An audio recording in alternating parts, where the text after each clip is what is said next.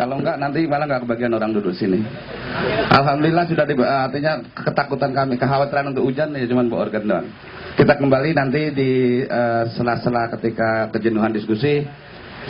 Tentu akan 1-2 lagu kami bawakan dari lagu-lagu Melayu Tanah Abang.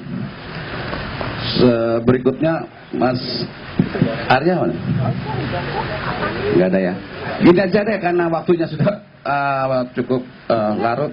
Langsung Cak Nun aja, saya serahkan. Ya. Oke, bismillahirrahmanirrahim. Teman-teman sekalian, salam sejahtera, Om Swastiastu, Assalamualaikum warahmatullahi wabarakatuh. Kita punya banyak sekali sumber cahaya pada malam hari ini. Ada Syekh Nur Somad Kamba, ada Mas Muhammad Sobari, Kiai Janggan. Bedanya Kiai Janggan dengan Kiai Ajar dalam peradaban Jawa, kalau Ki Hajar Dewantoro itu artinya Ki Ajar asal-usulnya itu gelar untuk orang yang menuntun masyarakat di bidang keilmuan. Tapi kalau Ki Janggan yang akhirnya menghasilkan kalimat kata-kata pujonggo, pujangga, itu adalah orang yang menyiapkan kearifan untuk proses-proses bermasyarakat. Maka beliau lebih tinggi daripada Ki Ajar, karena meskipun dia suka menghajar orang juga gitu. Kemudian kita punya Abang Ihsanuddin Nursi. Jangan saya, ini untuk yang berbicara nanti taruh di tengah sini. Yang akan enggak apa sini, di tengah sini. Oke, tengah sini. So, saya akan memoderatori teman-teman semua ini. Yang bicara kita taruh di sini supaya dia lebih fokus dan Anda lebih fokus ke dia, karena ini syarat tata ruang. Syarat tata ruang. Kalau tidak nanti Anda menjadi double fokus atau multi fokus, itu tidak bagus. Yang bagus adalah pada saat seseorang berbicara menjadi sumber, maka Anda harus mengarah ke sumber itu. Maka kita sediakan kursi basah ini. Kemudian kita punya Mas Ihsanuddin Nursi. Kita punya tamu kita dari Pati, Mas Anis Ba'asin. Jangan keliru Ba'asir ya, Ba'asin. Kalau keliru N-nya keliru R menjadi Ba'asir. Kemudian kita punya Pak Cuk dari wilayah pertanian.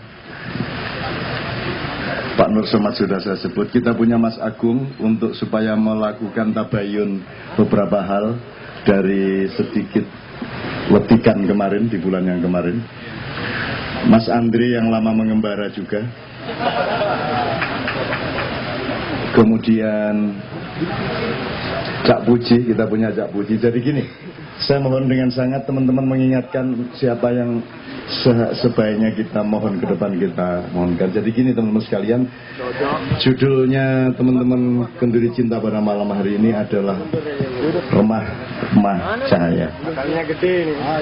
Sebenarnya remah itu remukan itu dipakai untuk makanan sebenarnya, untuk bumbu-bumbuan itu.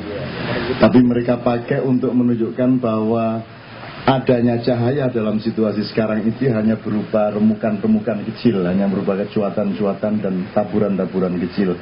Itu pada pandangan material mereka.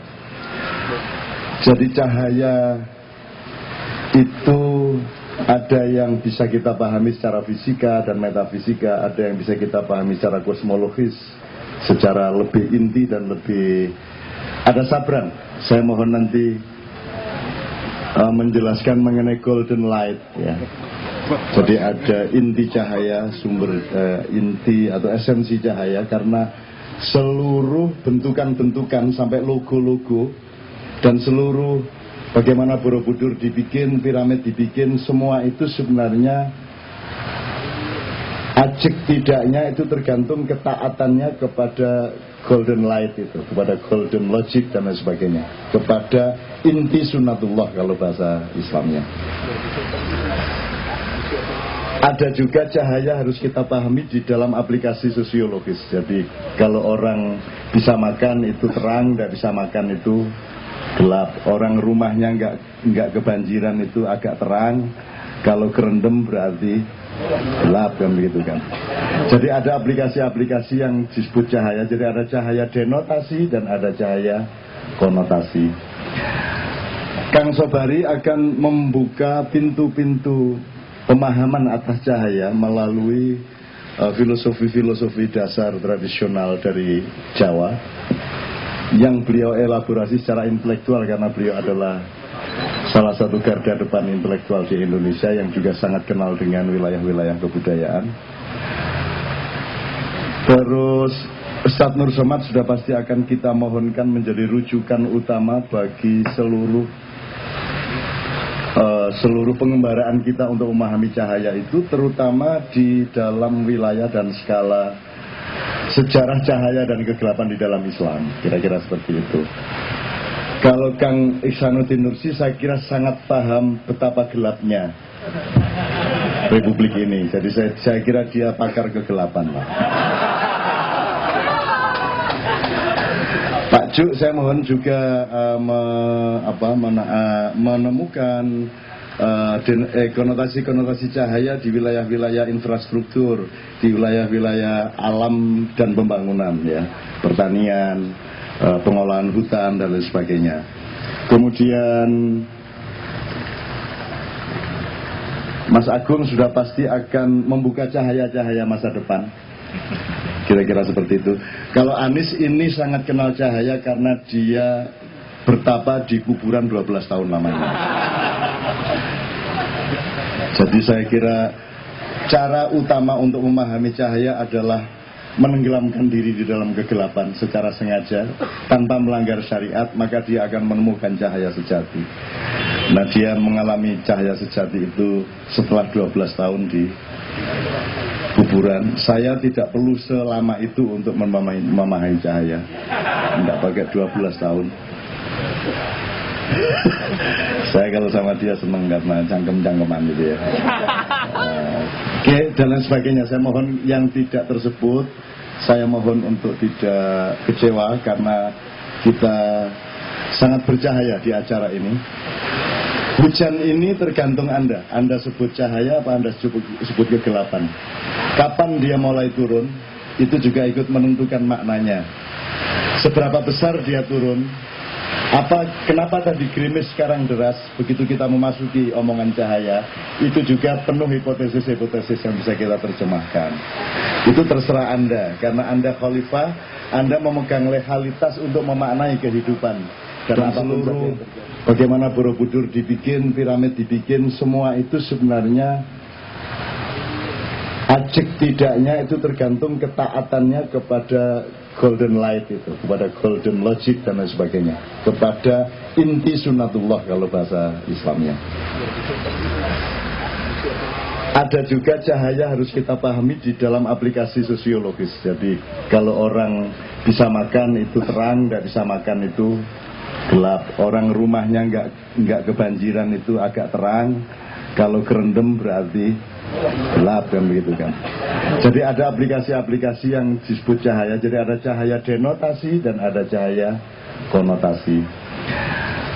Kang Sobari akan membuka pintu-pintu pemahaman atas cahaya melalui filosofi-filosofi dasar tradisional dari Jawa yang beliau elaborasi secara intelektual karena beliau adalah salah satu garda depan intelektual di Indonesia yang juga sangat kenal dengan wilayah-wilayah kebudayaan.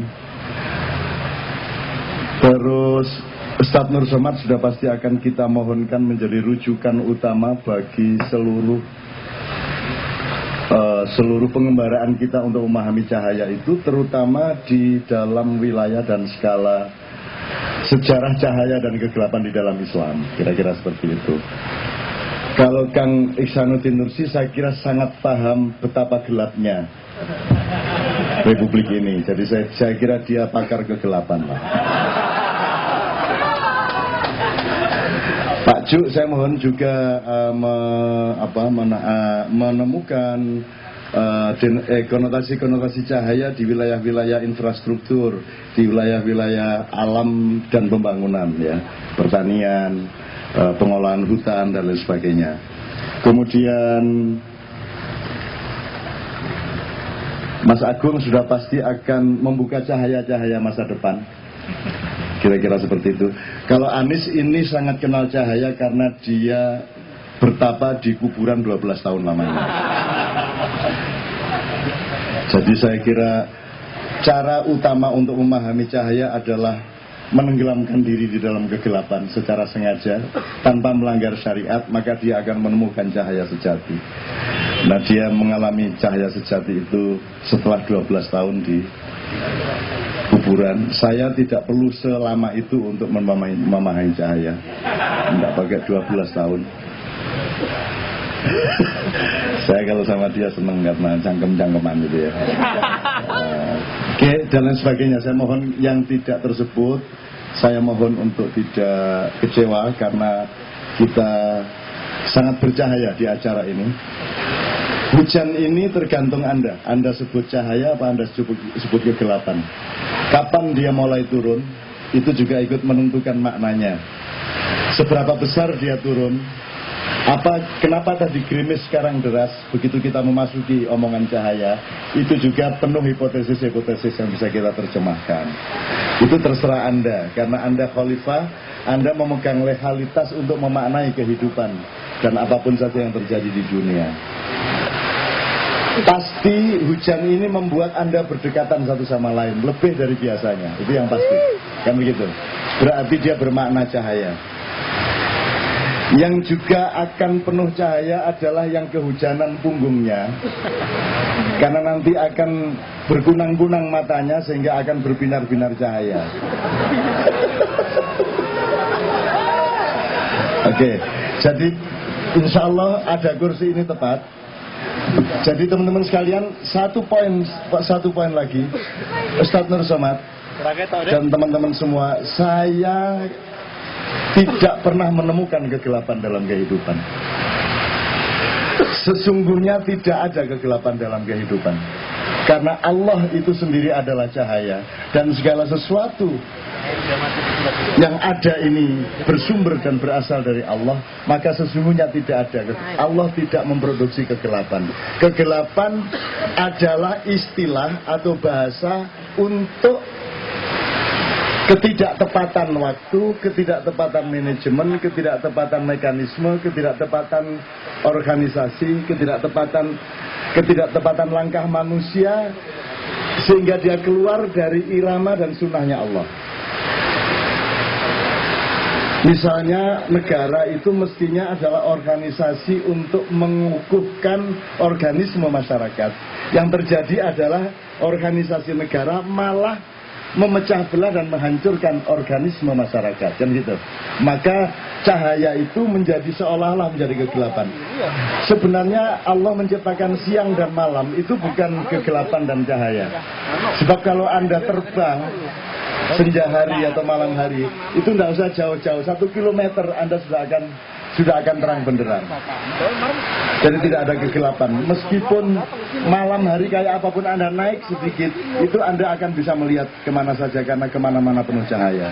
Jadi kegelapan itu nggak ada. Dan kenduri cinta menurut saya adalah latihan untuk menemukan bahwa sesungguhnya tidak ada kegelapan dalam kehidupan manusia, sepanjang Anda tetap tidak menjauh dari bayi Anda. Bayi Anda itu siapa? Bayi Anda adalah fitrah Anda. Fitrah Anda itu apa? Fitrah Anda adalah kesejatian ciptaan Allah atas Anda. Apa kesejatian ciptaan itu? Kesejatian ciptaan adalah satu langkah sesudah Allah itu sendiri. Dan Allah adalah nurus samawati wal ard. Di situ Allah tidak menyebut Allahu yunawwirus samawati wal ard, tapi Allah mengatakan Allahu nurus samawati wal ard. Kapan-kapan kita jelaskan, dulu sudah pernah 5-10 tahun yang lalu kita tafsirkan mengenai Allahu nurus samawati wal ard. Tapi di situ Allahu nur, bukan Allahu yunawwir, bukan Allah mencahayai, tapi Allah adalah cahaya. Allah itu sendiri adalah cahaya, Dan karena Anda semua tidak ada kecuali berasal dari Allah, maka tidak mungkin Anda bukan cahaya. Anda semua adalah cahaya, dan Kenduri Cinta adalah kumpulan hamba-hamba Allah yang ingin membuktikan bahwa Anda semua ini cahaya. Sehingga nanti suatu hari Indonesia juga akan membuktikan kepada dunia bahwa dunia seluruhnya ini adalah cahaya Allah Subhanahu wa ta'ala. Untuk itu yang pertama, saya akan langsung kepada Kiai Janggan. Karena beliau agak sakit pada malam hari ini, mungkin karena disantet, apa sudah tahu saya. Jadi saya mohon dengan sangat kursi fatafadzalu ya Syekh Kiai Janggan untuk duduk di sini. Anda bebas sebebas-bebasnya. Tentu saja waktunya kita bagi dengan etika dan tasamuh kita masing-masing, tapi saya persilakan semerdeka-merdekanya dan setuntas-tuntasnya Kang Sobari. Tafadhol. Kalau di tengah jalan bilang rasanya ingin kopi, bilang. Mau teh, bilang. Mau kacang, bilang. Mau kencing, langsung saja. Asal tidak usah dikeluarkan, tapi langsung dikencingkan saja. Silakan tepuk tangan semua untuk teman-teman, untuk Pak Sobari. Assalamualaikum warahmatullahi wabarakatuh. Iya, ini tugas saya untuk menjelaskan cahaya. Saya ingin membuka cerita ini dengan kisah seorang sufi yang kehilangan jarum di dalam kamar.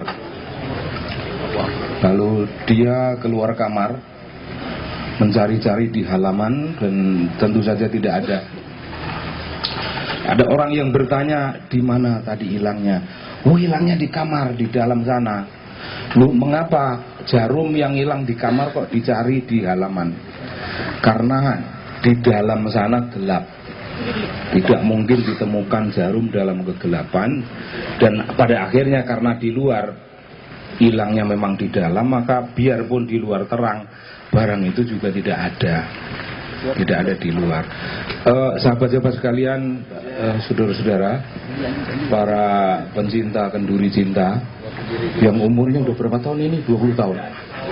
Oh, baru 12 tahun. 15 tahun kita berada di sini, kita menjelang remaja. Ini usia pemberontakan.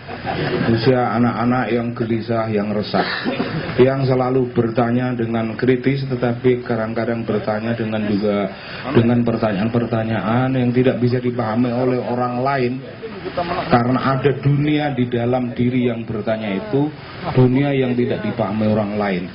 Saya ingin menceritakan orang Jawa membagi-bagi cahaya dalam banyak perbedaan. Ada cahaya air. Cahaya air itu satu hal, mempunyai makna dan menjanjikan sesuatu. Maknanya itu memberi harapan. Cahaya air memberi harapan keteguhan. Tapi selalu di dalam kisah Jawa, sebelum keteguhan itu didapat, itu kegerahan demi kegerahan dan suasana yang kacau. Baru nanti cahaya air itu mempunyai arti. Yang kedua itu cahayanya orang perang. Jadi kira-kira cahaya itu dilihat dari atas, dari jauh, mungkin lebih dari 1 kilo di atas sana. Dan yang melihat itu bukan orang biasa. Yang melihat itu ialah golongan para resi yang mempunyai ketajaman memandang apa yang terjadi di bawah. Karena bumi selalu resah dan orang meninggalkan bumi untuk memandangnya dari jauh. Sebetulnya keresahan ini karena apa? Nah, yang pertama tadi itu cahaya air, dan yang kedua adalah cahaya orang perang. Cahaya orang berperang ini cahaya sekarang, cahaya kita ini. Di mana-mana ada kerusuhan, di mana-mana ada ketegangan, di mana-mana ada pertumpahan darah, di mana-mana ada kemarahan. Kemarahan yang membawa pertumpahan darah adalah kemarahan yang mengancam utuhnya persaudaraan di antara kita, yang mengancam utuhnya persatuan dan kesatuan di antara kita. Itu suatu bahaya, sesuatu yang mengerikan. Nah, cahaya orang perang ini tidak sendirian. Di sampingnya ada cahaya seorang pendeta, cahaya pendeta yang sedang bertapa. Cahaya pendeta yang sedang bertapa itu berdekatan dengan cahaya orang-orang yang sedang berperang. Saya sedang mengarang, menerjemahkan pemikiran orang zaman dahulu sekali dengan konteks kekinian.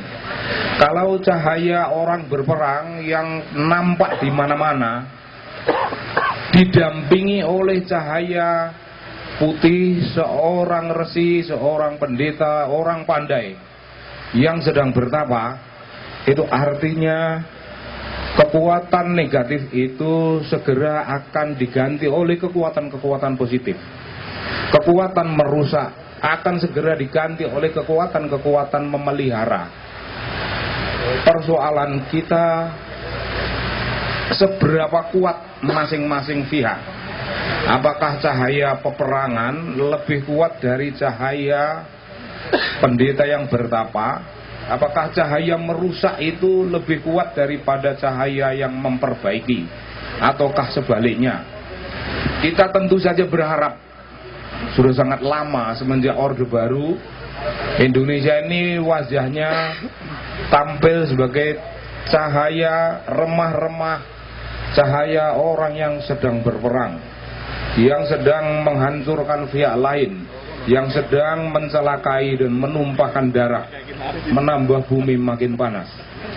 Nah, kekuatan reformasi, barangkali kekuatan kita semuanya, doa-doa adalah gambaran dari kekuatan, dari cahaya pandita, dari cahaya seorang resi yang sedang bertapa, yang langsung memohon kepada Allah Subhanahu wa Ta'ala supaya kekuatan-kekuatan yang memperbaiki itu dibantu, diberi kekuatan tambahan untuk bisa menghentikan seluruh kekuatan perusak. Bagaimana saudara-saudara kita mau memperkuat, menambah, memberi kekuatan lebih kepada cahaya yang memperbaiki? Saya kira wartawan ada di sini. Wartawan adalah gambaran dari cahaya yang ingin memperbaiki. Kawan-kawan NGO, LSM adalah kekuatan cahaya yang ingin memperbaiki. Siapa saja kekuatan anti korupsi adalah cahaya perbaikan. Cahayanya seorang pendeta, seorang resi, seorang cerdik pandai yang sedang rekes, yang sedang memohon kepada Allah supaya cahaya mereka diperkuat. Hidup adalah pertarungan dua cahaya itu dalam frame pemikiran yang kita kemukakan. Cahaya yang satu menghantam cahaya yang lain, silih berganti. Dan hidup kalau kita telusuri adalah pertarungan gelap dan terang, pertarungan cahaya perusak dengan cahaya perbaikan. Itu tidak pernah ada henti-hentinya. Karena itu orang Jawa juga membuat bentuk-bentuk yang lainnya. Di dalam Mahabharata yang Anda kenal dengan baik, ada Dasamuka. Dasamuka adalah cahaya merah, cahaya penghancuran, cahaya merusak.